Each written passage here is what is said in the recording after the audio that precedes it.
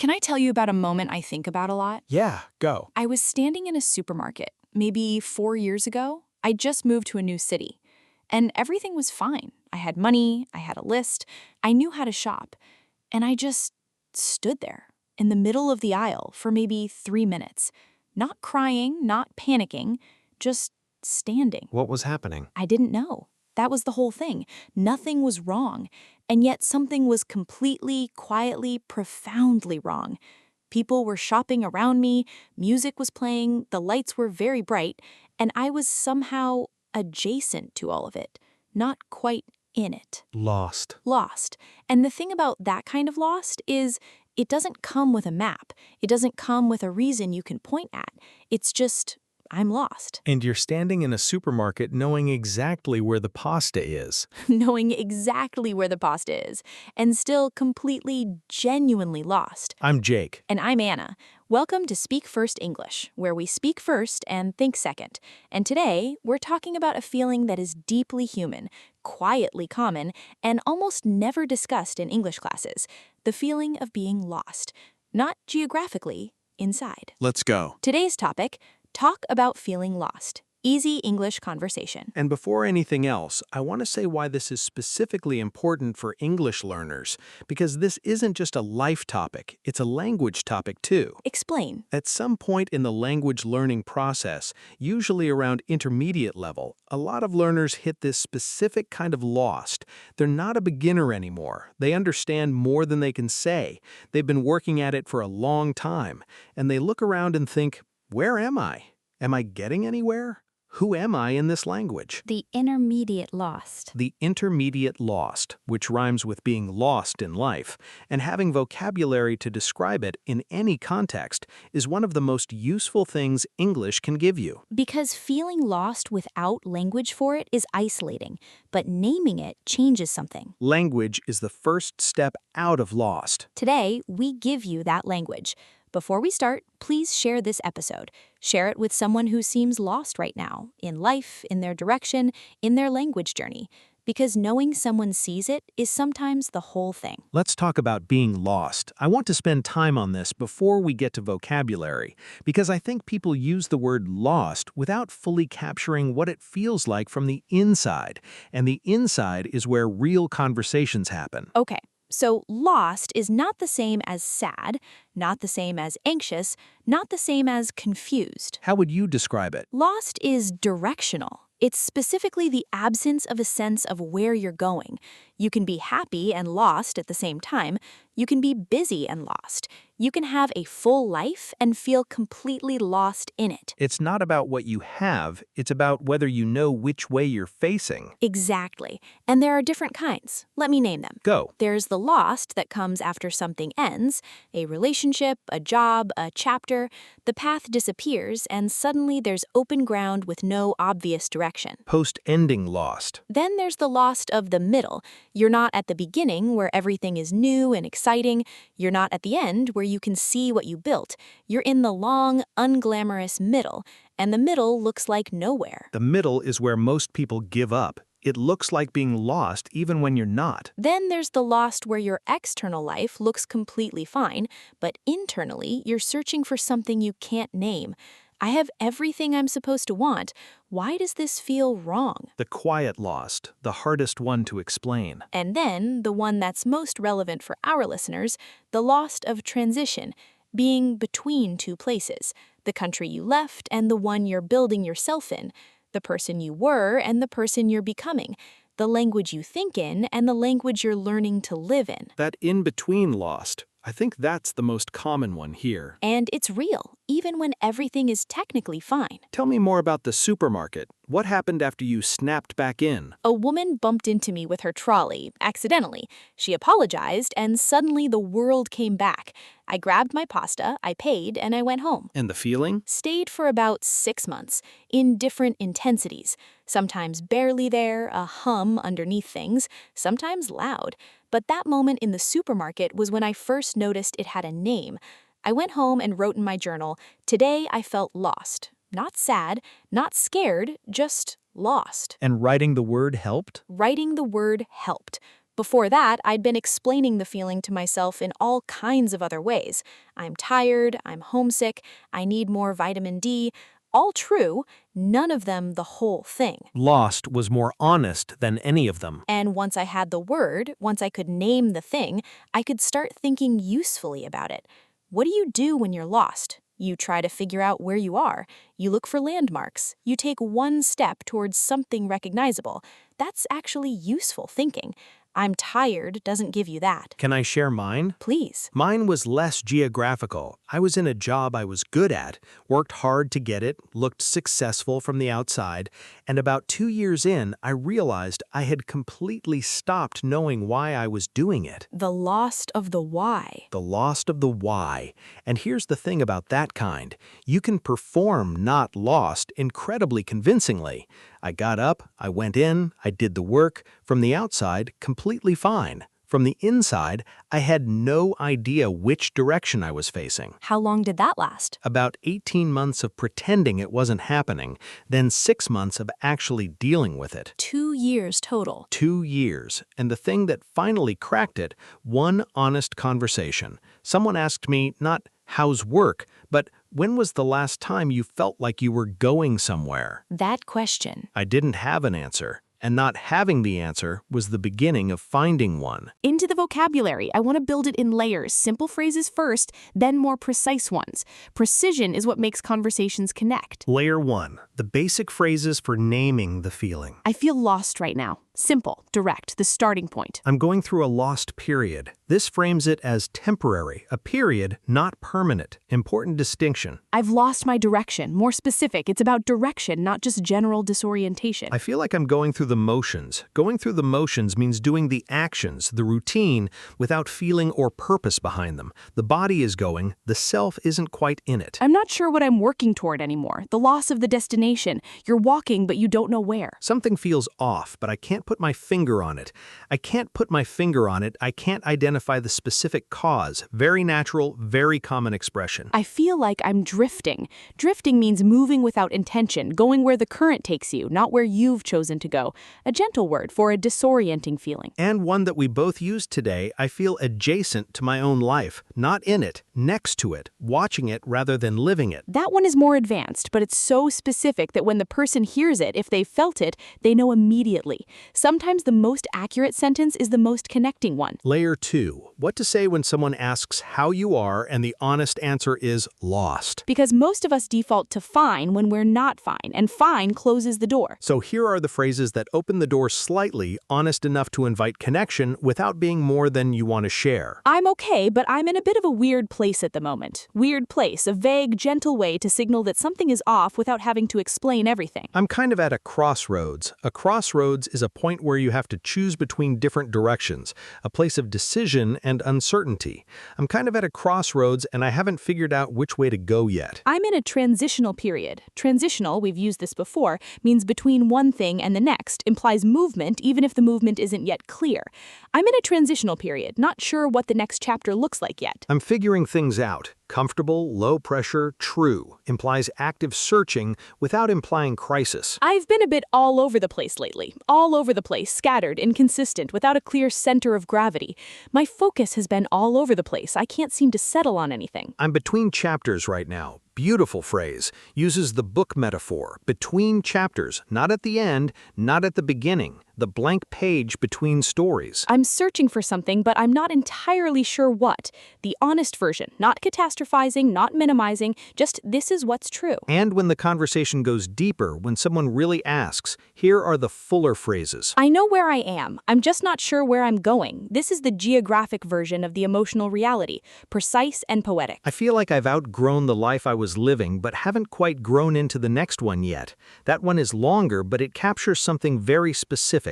The in-between state of transition. I feel like I'm supposed to know what I want by now, and I don't. The added pressure of expectation, especially common in our 30s, our 40s. I'm trying to trust the process, which would be easier if I could see the process.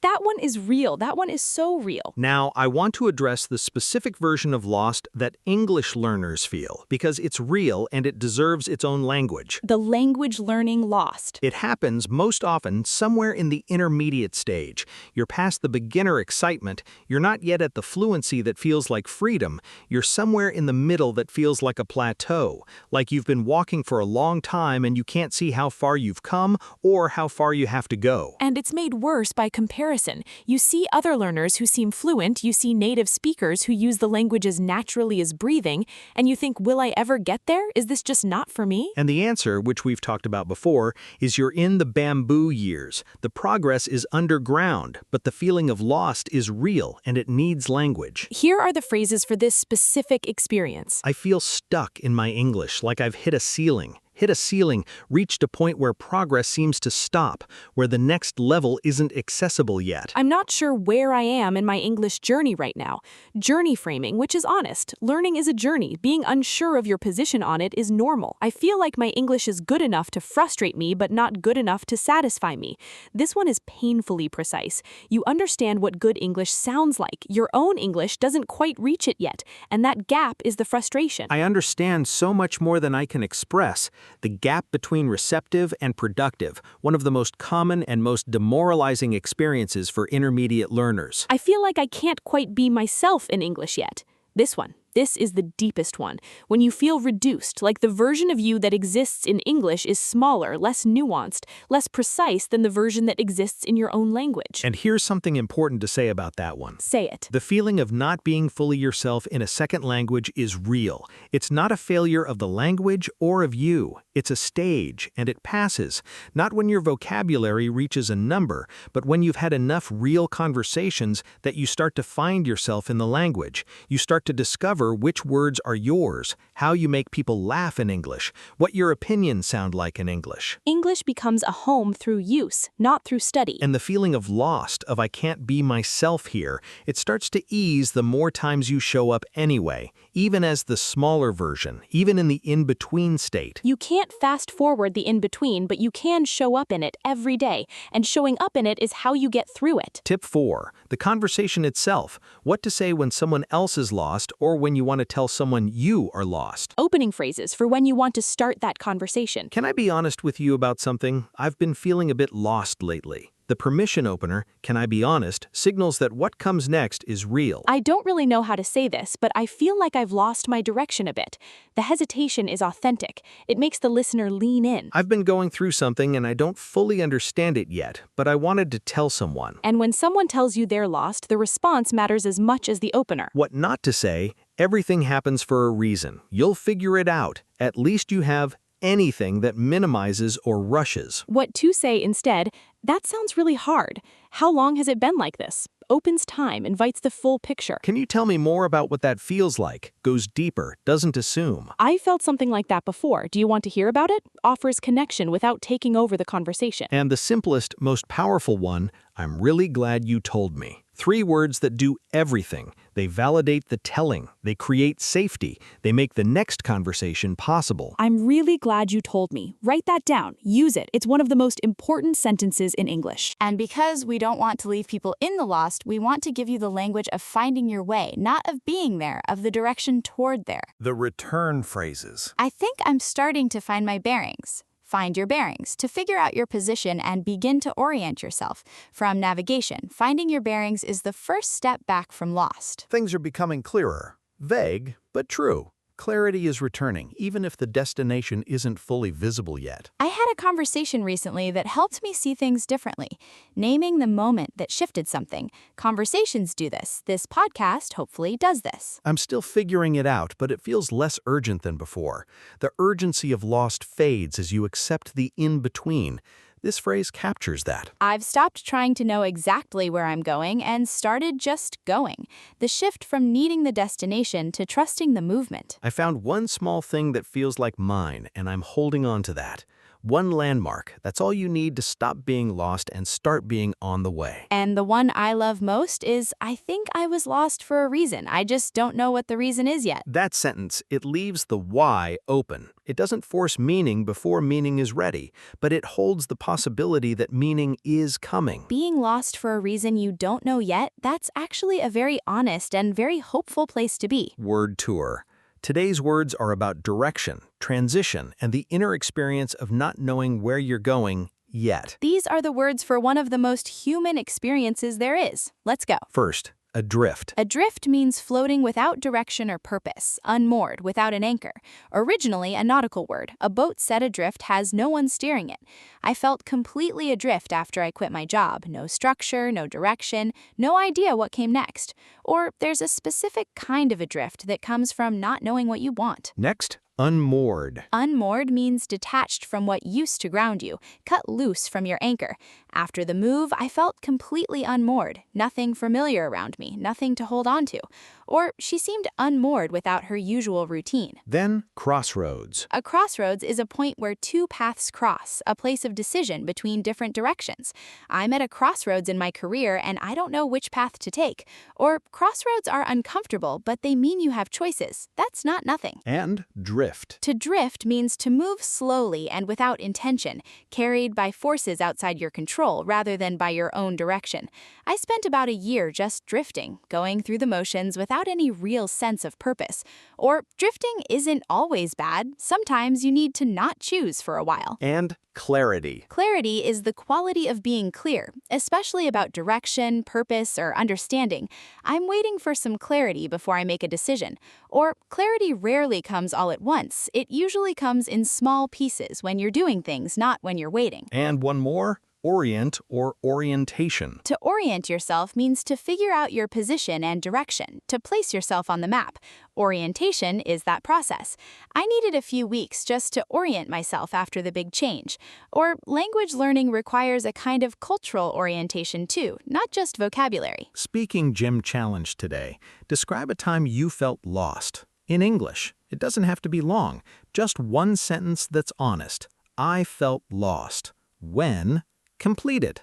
Say it out loud, in English. And then, if you want, write it in the comments, because your version of lost might be someone else's recognition. 4 things to take from today. 1. Name it. The next time you feel lost, say it to yourself first. I'm lost right now. Not forever, right now. Naming it stops it from being everything. 2. Find one landmark. When you're geographically lost, you look for one thing you recognize. Do the same internally. One thing that feels like yours. One small direction that feels more right than wrong. Hold that. 3. Have one honest conversation. Find one person, one, and say something real. I've been feeling a bit lost lately. You don't need to explain everything, just say that much. 4. Trust the in-between. Being lost is not a failure. It's often the space where the most important things happen.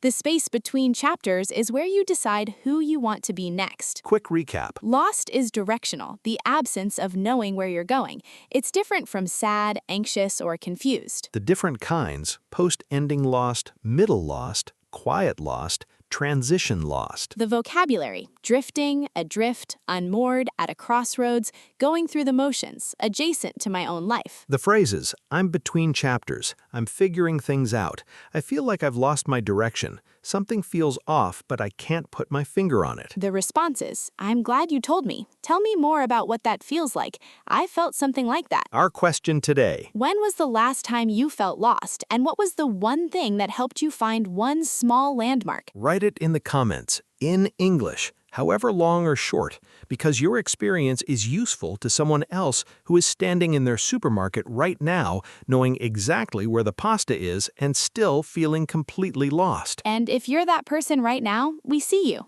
You are not broken. You are between chapters, and chapters end. New ones begin. That's not a guarantee, it's a pattern, and patterns are enough. This was Speak First English. Until next time, speak first, think second. And please, if you're lost today, name it. Just the word. That's the first step. Take care. Bye, everyone. Bye-bye.